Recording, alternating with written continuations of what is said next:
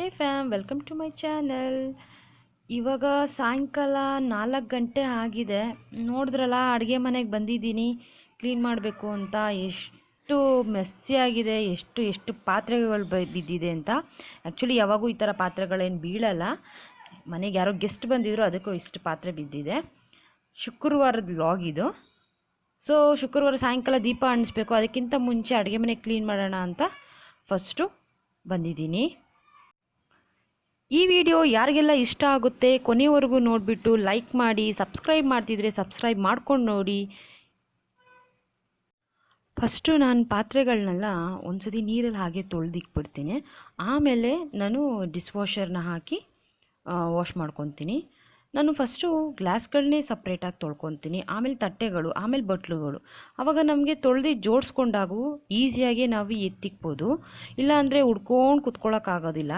ನಮಗೆ ಈಸಿಯಾಗಿ ಅಂದರೆ ಟೈಮ್ ಸೇವ್ ಆಗುತ್ತೆ ಅವಾಗೂ. ಅದಕ್ಕೆ ಫಸ್ಟೇ ನಾವು ಈ ಥರ ಗ್ಲಾಸ್ಗಳು, ತಟ್ಟೆಗಳು, ಬಟ್ಲುಗಳು ಈ ಥರ ಮಾಡ್ಕೋಬೇಕು. ಯಾಕಂದರೆ ಆಲ್ರೆಡಿ ನಾನು ಹೀಗೆ ಯಾವಾಗೂ ರೆಗ್ಯುಲರಾಗಿ ಮಾಡೋದು. ನಿಮಗೂ ಏನಾದರೂ ನೀವು ಈ ಥರ ಮಾಡ್ತಿದ್ರೆ ಓಕೆ, ಇಲ್ಲಾಂದರೆ ಇದೊಂದು ಸತಿ ಟ್ರೈ ಮಾಡಿ.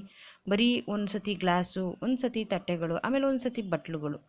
ಆವಾಗ ನಾವು ನೀರು ಎಲ್ಲ ತೊಳೆದು ಒಂದು ಬೇಷನ್ಗೆ ಹಾಕಿದ್ಮೇಲೆ ಅದರಲ್ಲಿ ನೀರೆಲ್ಲ ಸೋರಾದ್ಮೇಲೆ ನಾವು ನೀಟಾಗಿ ಡ್ರಾಯರಲ್ಲಾಗಲಿ ಇನ್ನೊಂದು ಎಲ್ಲಿ ನೀವು ಜೋಡಿಸ್ಬೇಕೋ ಅಲ್ಲಿ ನೀಟಾಗಿ ಜೋಡಿಸ್ಕೊಬೋದು.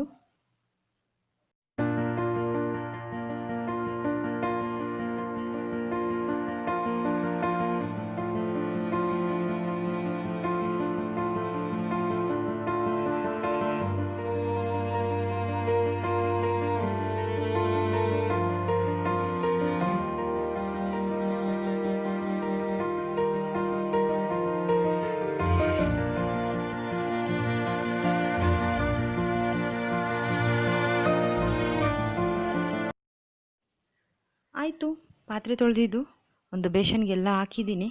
ಇವಾಗ ಅದು ನೀರು ಸೋರ್ಲಿಕ್ಕೆ ಇಕ್ಬಿಡ್ತೀನಿ. ಇವಾಗ ಇದನ್ನು 1 ಅವರ್ ಬಿಟ್ಟೆ ನಾನು ಜೋಡಿಸೋದು. ಸ್ವಲ್ಪ ಎಲ್ಲ ನೀರು ಡ್ರೈ ಆದಮೇಲೆ ಜೋಡಿಸ್ಕೊತೀನಿ. ಇವಾಗ ಸ್ಟವ್ ಹತ್ರ ಕ್ಲೀನ್ ಮಾಡೋಕ್ಕೆ ಬಂದಿದ್ದೀನಿ. ಬೆಳಗ್ಗೆನೇ ಸ್ಟವ್ನ ಆಗಲೇ ನಾನು ಸೋಪಲ್ಲಿ ತೊಳೆದಿದ್ದೀನಿ. ಬಟ್ ಇವಾಗ ಸುಮ್ಮನೆ ದಿನಕ್ಕೆ 2 ಸತಿ ಎಲ್ಲ ನಾನು ವಾಶ್ ಮಾಡಲ್ಲ. ಬೆಳಗ್ಗೆ ಒಂದು ಸತಿ ಮಾಡಿದ್ರೆ ತಿರ್ಗಾ ಸಾಯಂಕಾಲ ಈ ಥರ ಸ್ವಲ್ಪ ಬಟ್ಟೆಯಲ್ಲಿ ಒರೆಸ್ಕೊತೀನಿ ಅಷ್ಟೇ.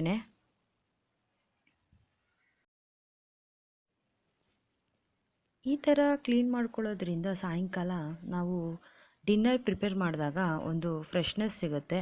ನಮಗೊಂದು ಆ್ಯಕ್ಚುಲಿ ಮೂಡೂ ಬರುತ್ತೆ ಕೆಲಸ ಮಾಡೋದಕ್ಕಿಲ್ಲ ಅಂದರೆ ಆ ಪಾತ್ರೆಗಳೆಲ್ಲ ನೋಡಿ ಅಡುಗೆ ಮನೆಗೆ ಹೋಗೋ ಮನಸ್ಸೇ ಬರೋಲ್ಲ. ಸೊ ಆದಷ್ಟು ಸಾಯಂಕಾಲದೊತ್ತು ಒಂದು ಸತಿ ಅಡುಗೆ ಮನೆನ ಒಂದು ಸತಿ ಕ್ಲೀನ್ ಮಾಡಿಕೊಂಡು ಒಂದು ಸತಿ ಈ ಥರ ಟ್ರೈ ಮಾಡಿ. ಸಾಯಂಕಾಲದೊತ್ತು ಒಂದು ಸತಿ ಕ್ಲೀನ್ ಮಾಡಿ ಆಮೇಲೆ ಒಂದು ಕಪ್ ಟೀ ಕುಡ್ದು ಆಮೇಲೆ ಡಿನ್ನರ್ ಪ್ರಿಪೇರ್ ಮಾಡೋಕ್ಕೆ ಹೋದರೆ ಫ್ರೆಶ್ ಆಗಿರುತ್ತೆ ಮೈಂಡು.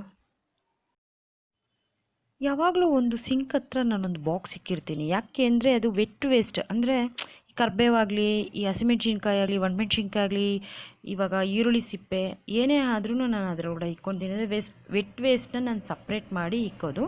ಸೊ ಅದಕ್ಕೆ ಈ ತಟ್ಟೆಗಳಲ್ಲಿ ಇರೋ ಅನ್ನ ಯಾವುದು ಸಿಂಕಲ್ಲಿ ಹೋಗಿ ಕಟ್ಕೋಬಾರ್ದು ಅನ್ನೋ ಇದರಿಂದ ನಾನು ಅಲ್ಲೊಂದು ಬಾಕ್ಸ್ ಅಂತ ಇಕ್ಕೇ ಇರ್ತೀನಿ. ಇವಾಗ ನಾನು ಸಿಂಕ್ ತೊಳ್ಕೊತಾ ಇದ್ದೀನಿ.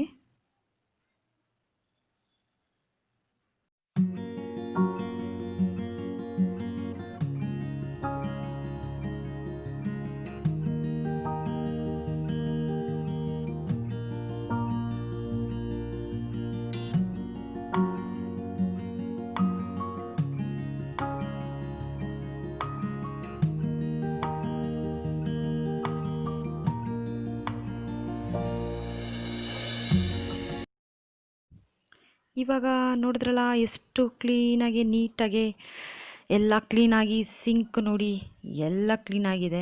ಇವಾಗ ಒಂಥರ ಮೈಂಡ್ ಫ್ರೆಶ್ ಅನಿಸುತ್ತೆ. ಇದು ಆ್ಯಕ್ಚುಲಿ ಕಳ್ಸಿದ ನೀರು, ಇನ್ನೂ ಹಾಕಬೇಕಾಗಿತ್ತು, ಗಿಡಕ್ಕೆ ಹಾಕಿಲ್ಲ. ಇಡ್ಲಿಗೆ ನೆನೆಸಿದ್ದೆ ಬೆಳಗ್ಗೆ ನಾಷ್ಟಕ್ಕೆ.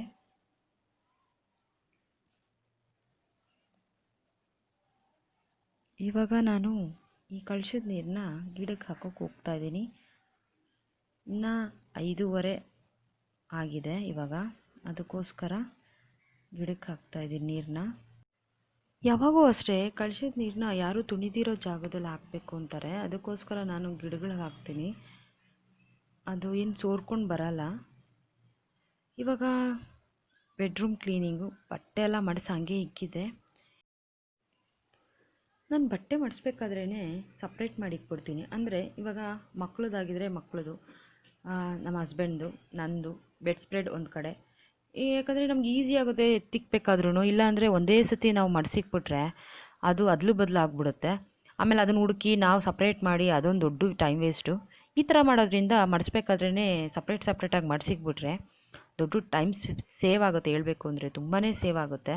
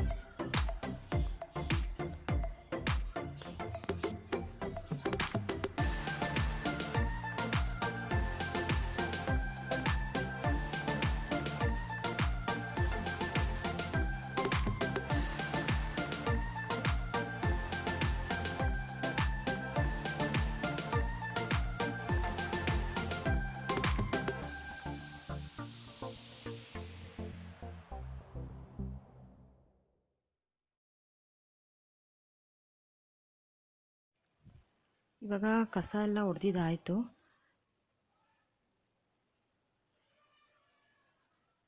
ಕಸ ಎಲ್ಲ ಹೊಡೆದಾದ್ಮೇಲೆ ಬಾಗಿಲಿಗೆ ನೀರು ಹಾಕಿದ್ದೀನಿ, ನೋಡ್ಬೋದು. ನೀರು ಹಾಕಿದ್ಮೇಲೆ ಸ್ವಿಚ್ ಆನ್ ಮಾಡ್ತೀನಿ ಲೈಟು. ಪೂಜೆನೂ ಆಗಿದೆ. ಪೂಜೆ ಆದಮೇಲೆ ಸಂಜೆ ಪೂಜೆ ಆಯಿತು. ಪೂಜೆ ಆದಮೇಲೆ ಅಡುಗೆ ಮನೆಗೆ ಬಂದಿದ್ದೀನಿ. ಸ್ವಲ್ಪ ಟೀ ಮಾಡ್ಕೊಳ್ಳೋಣ ಅಂತ 2 ಗ್ಲಾಸ್ ಟೀ ಮಾಡಿಕೊಂಡು ನಾನು ನನ್ನ ಮಗಳು ಕುಡಿತೀವಿ. ಟೀ ಕುಡಿಬೇಕಾದ್ರೆ ಟೀ ಕುಡ್ದಾದ್ಮೇಲೆ ಒಂದು ಅರ್ಧ ಅವರ್ ನಾನು ಸುಮ್ಮನೆ ಕೂತ್ಕೊಂಡು ಟಿ ವಿ ನೋಡೋದಾಗಲಿ ಪೇಪರ್ ಓದೋದಾಗಲಿ ಮಾಡ್ತೀನಿ. ಯಾಕಂದರೆ ಬೆಳಗ್ಗೆ ಟೈಮ್ ಸಿಗೋಲ್ಲ ನನಗೆ ಓದೋದಕ್ಕೆ. ಅದಕ್ಕೆ ಸಾಯಂಕಾಲದ ಹೊತ್ತೇ ನಾನು ಆ್ಯಕ್ಚುಲಿ ಪೇಪರ್ ಓದೋದು.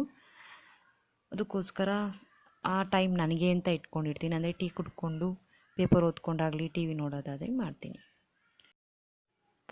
ಇವಾಗ ಟೀ ಆಗಿದೆ.